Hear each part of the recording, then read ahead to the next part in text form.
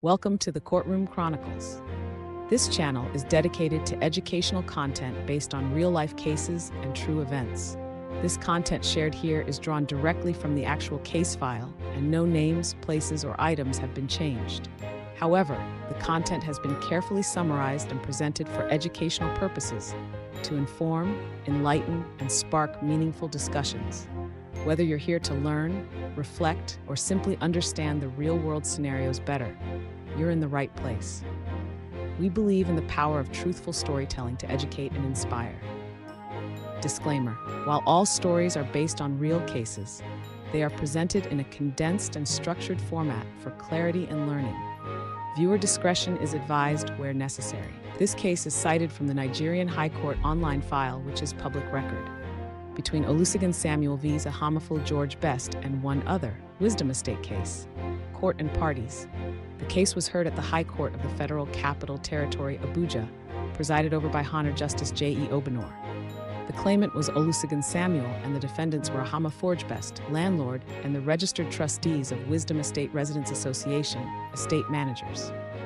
Background and claims.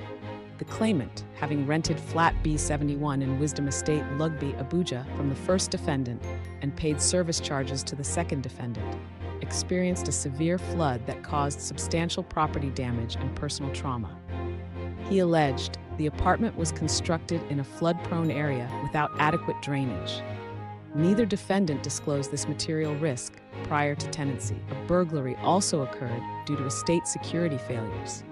The defendants acted negligently and failed in their obligations. The claimant sought various declaratory and monetary reliefs, including refund of part of his rent and service charges, compensation for lost, damaged items, damages for trauma, pain, and homelessness, 200 million naira, litigation costs, 10 million naira, 10% post-judgment interest. Evidence presented: the claimant testified as CW1, and two other witnesses, his fiancée and her sister, corroborated the account. They provided documents and receipts for rent and service charge payments, damaged and repaired items, photographs of flood damage, complaint letters sent to the defendants. The defendants did not file a defense, appear in court, or cross-examine witnesses despite being served notices. Court's analysis and judgment.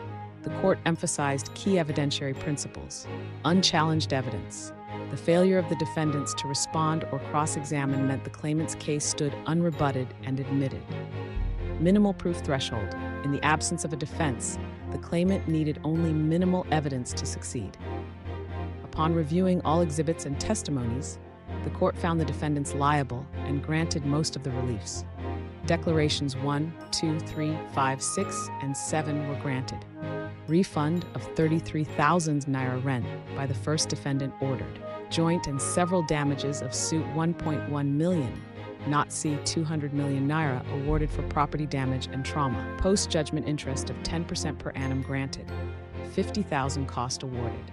Relief 12, 10 million for legal fees, was refused on grounds that legal fees are not recoverable as damages unless specially proven, citing Guinness N plc versus N Oak. Case outcome and reasons. Winner. The claimant, Olusegun Samuel, won the case. Why the defendants lost. Failure to defend. The defendants did not submit any defense or cross-examine witnesses, thereby admitting all the claims by implication. Negligence and non-disclosure. The court found overwhelming evidence that the defendants failed in their duty of care to disclose the flood risk or provide adequate drainage security.